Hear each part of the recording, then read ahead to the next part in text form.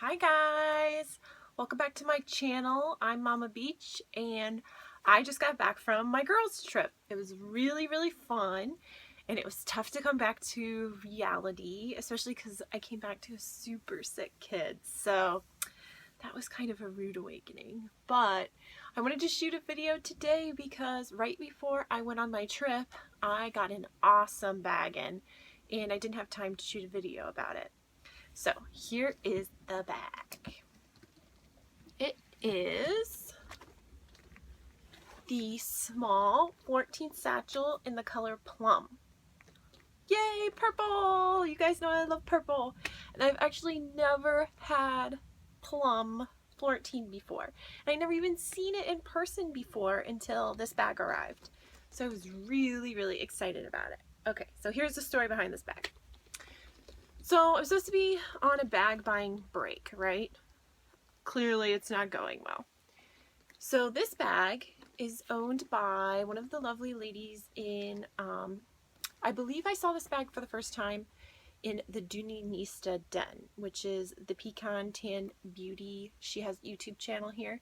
She has a group called the Dooney Den on Facebook that I love, and there was a member in that group who bought this a while back, and I became obsessed with it. Every time she posted pictures of it, it was just like the most gorgeous plum I had ever seen, and it just had this rich color to it that really spoke to me. And so I always coveted this girl's plum.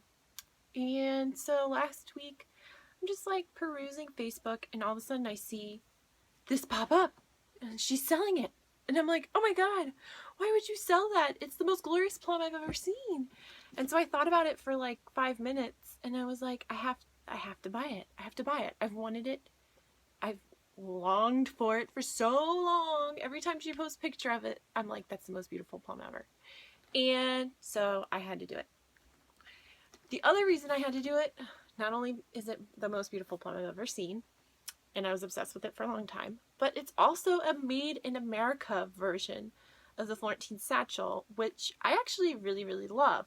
I know some people are resistant to it because they're used to the made in China version and that's what they like, but I actually really like the made in America version.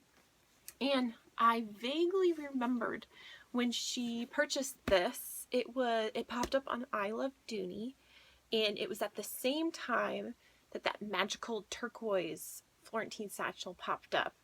And so a couple people were able to grab those. And this was another option that popped up along with those at the same time. And so I remembered that those bags were very limited. They just randomly popped up. There was only a few of them. So I know the turquoise Florentine satchels, the people who received them saw they were in a lot of only 5 bags. And so they're extremely rare. If you see a turquoise for a decent price, grab it, because there's only 5 of them that exist in the universe.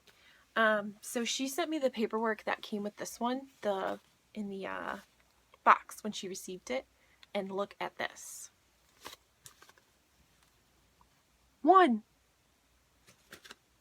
They made 1 made in America plum, and this is it. Can you guys believe that? It's just craziness. I don't know why they didn't continue to pursue doing this color in America, but they really should bring it back because it's really pretty. So I already have a video on my channel going over what the differences are between the Made in America Florentine satchels and the Made in China version. So scroll down, it'll be towards the end if you're curious to see a side-by-side comparison. Just really quickly, the differences are how the bottom's sewn. You can see that's different than the Made in China Florentine satchel. This has some reinforcement to it, and it really holds its shape better and stays flat. The other difference is they use red as an accent color rather than green. This is not suede. I always thought it was some type of smooth leather. Other people say it's coated cotton, but it is definitely red, and I love the red against this plum color. I think it just looks really sharp. And I can only imagine what the red looks like against that turquoise color that's out there. It's just mind-blowing. I'm sure that would be a really nice contrast. And then inside, you see they've continued with the red. rather than the green suede inside. And then the differences continue because the inside fabric is not red. It is a red and white check pattern, which is nice because you can really see your stuff in there really well against that light color, but it also picks up stains a little bit easier than the red. You can see them easier. And the last difference is the ring hardware is different. It looks the same, but it feels different. It feels lighter, almost like aluminum, like a brushed. They've given it still that brushed finish that matches the other hardware, but this is definitely different from this and from the other hardware on the back. It's different from this. Just the rings are some sort of like aluminum or a lighter metal. So it just makes me wonder if they did that to stop ring tarnish, because we all know we hate that ugly ring tarnish. Ooh. So here it is. And she's looking a little dry to me, so I think I'm going to spend some time this afternoon conditioning her to see if that helps make her shine a little bit more. She just looks a touch dry. Like maybe one coat of conditioner will fix her up. Then I'll buff her. And I can't wait to use her because she is pretty. So, okay, let's go over my girls' trip. It was really fun. And before I left, I told you guys I was hunting for vintage treasures, vintage Dooney treasures, because when I was there last year, I saw tons of vintage Dooneys. And there were a couple of vendors that I remembered had lots of them. And so I couldn't wait to go this year, and it was a total bust. I maybe saw a dozen vintage Dooneys the whole time I was there, and out of the dozen, 9 were in just terrible condition. So the 3 that weren't, just weren't very exciting to me. They were kind of basic vintage styles in basic colors. There was nothing really rare or really interesting. So I didn't actually buy any bags or wallets or accessories while I was there. But what I did buy that I am interested in experimenting with are a couple of vintage scarves.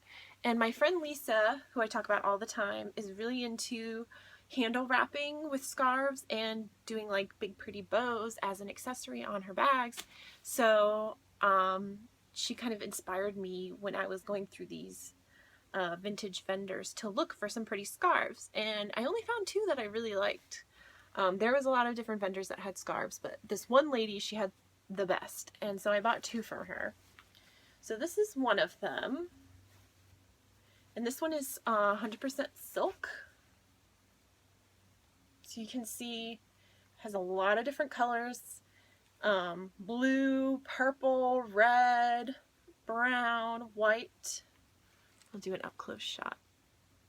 And it has birds and flowers. So I thought this would be a good one that would go with a lot of different color bags. So I'm excited to try it out. And just so we can see what it'll look like roughly, I am going to tie it on this plum here because I think it would go really well with plum, among other things.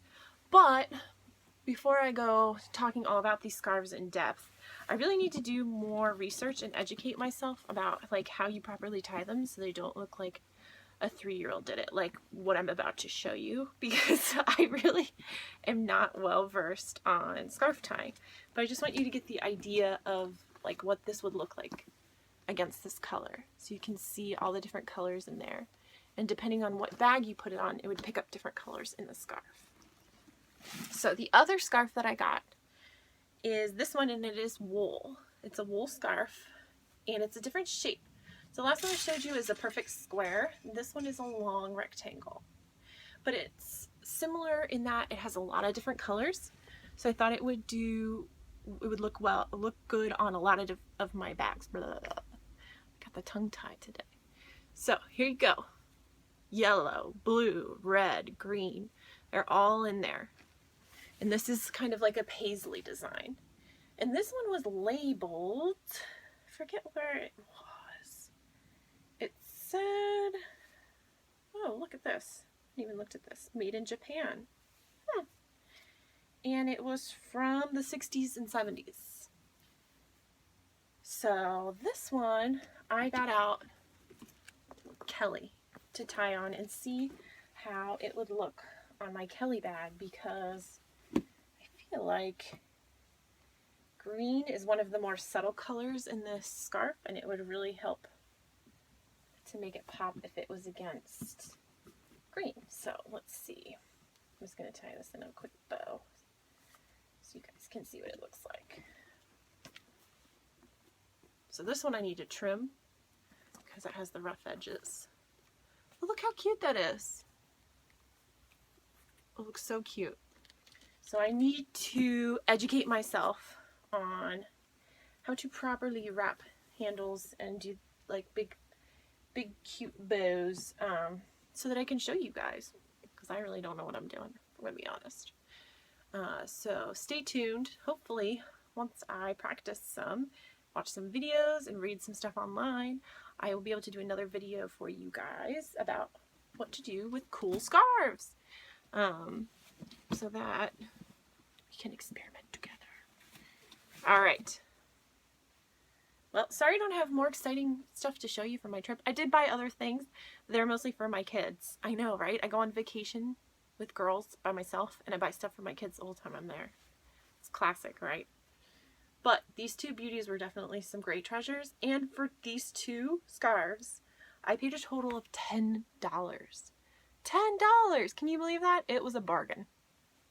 Alright guys, thank you so much for watching. And please subscribe if you haven't.